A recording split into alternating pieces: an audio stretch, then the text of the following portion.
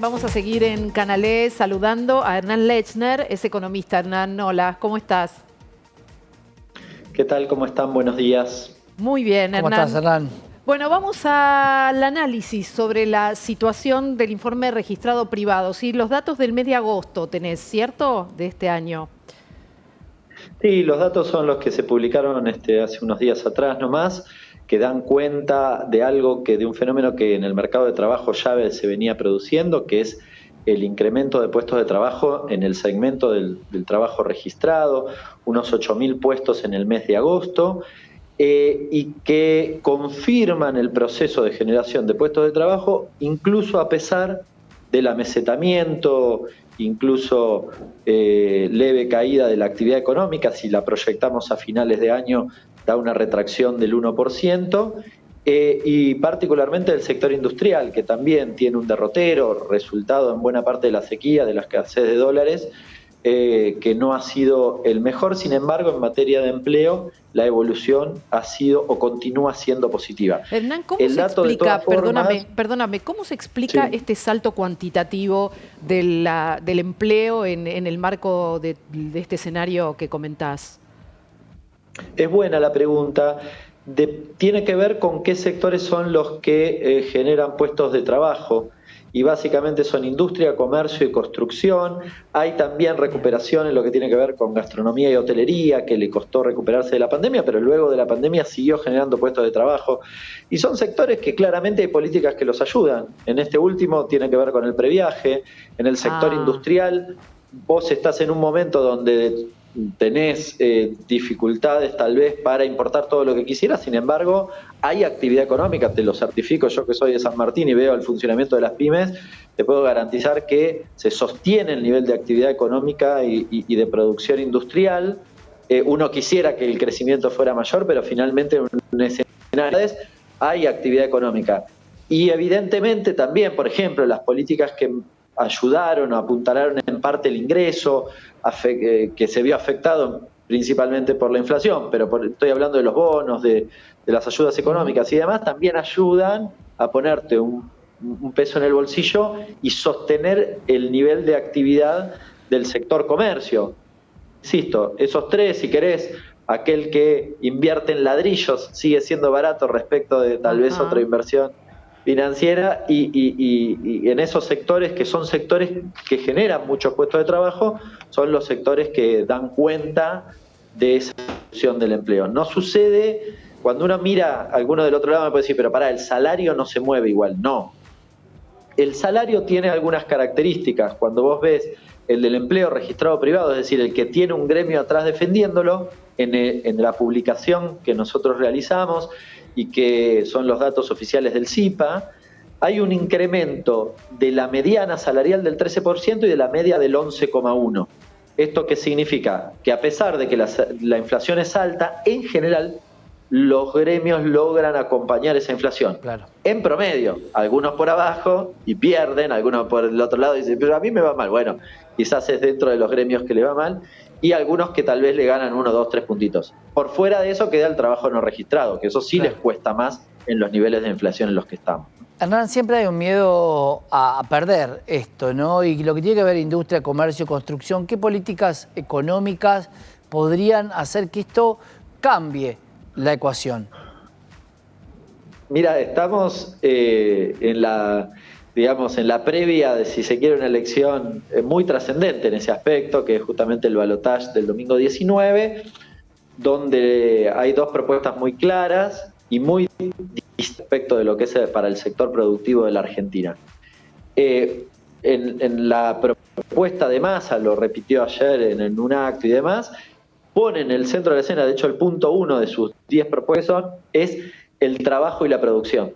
Y de hecho, los créditos, por ejemplo, que hoy accede buena parte del segmento PYME y en general, incluso de buena parte de las empresas grandes, la compensación de salarios, el sostenimiento del consumo, son todas la quita de retenciones para las exportaciones del sector PYME, que también mencionó más en estos últimos días, son políticas que ayudan a la producción y al trabajo.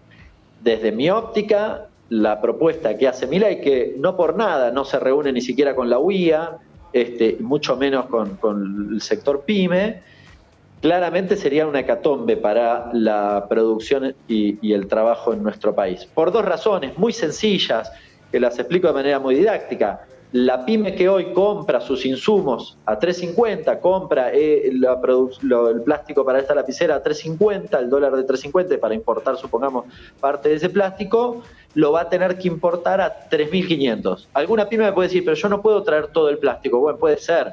Ahora, el 80% de lo que necesitas lo traes a 3.50. Y yo propongo, y me parece un buen ejercicio, pensar y hacer el cálculo, si se puede, de esa pyme, cuánto le significaría traer esa misma producción a 3.500. Y la segunda cuestión es, si lo trae a 3.500 y produce, se da vuelta, ¿y a quién se lo vende? Claro. ¿A quién le va a vender a ese precio? Claro. Y Hernán, justamente hablando de esto, hoy es 9:11, parece que hay un llamado de emergencia al tipo de cambio. ¿Sentís que hay manos amigas de alguien para poder poner el dólar hoy a 940 cuando hace 2 días valía 8.50? Como economista, ¿qué cambió de ayer a hoy? Ayer me entrevistaban y decía que en la medida que nos acerquemos al proceso electoral vas a tener algún tipo de tensiones por una sencilla razón. Hay gente que prefiere pasar el proceso electoral dolarizado, ¿no? Es decir, hay una tendencia a dolarizar habitualmente, esto sucede habitualmente. Ahora, uno de los candidatos te dice, yo les pregunto, ¿cuál es el tipo de cambio si gana Milei? Y 9.40 no es mucho más, ¿no? Es decir, hasta el que recién te escuchaba, el que compró hasta 1.200 puede haber comprado barato tal vez, o tal vez no, me corrijo, compró barato. Con lo cual, alguno que tenga expectativa de que el resultado electoral sea favorable a Milei puede estar yendo a dolarizar sus carteras. La verdad que hasta ahora has tenido, en un momento donde todos veíamos que iba a haber muchas tensiones cambiarias, no hasta al menos hasta hoy, y si querés recién estamos viendo una parte, no has tenido grandes problemas, porque el Banco Central ayer volvió a comprar dólares. De hecho, Massa habló de esta quietud. Massa habla de esta quietud. De esta este paz tiempo. cambiaria, lo que además, digo es si esta tensión parecería ser provocada. Sí, puede ser. Yo la verdad que lo que hemos visto en el último tiempo ha dado cuenta de que el mercado supuestamente, digamos que funciona con las leyes de la oferta y la demanda, bueno, aparentemente no era tan así. Cuando miramos el Blue y vemos que cuando metieron preso a Roinica, de repente no había precio y nadie sabía, ¿no? Y entonces, y aparece esta especie de del Deep Blue y demás.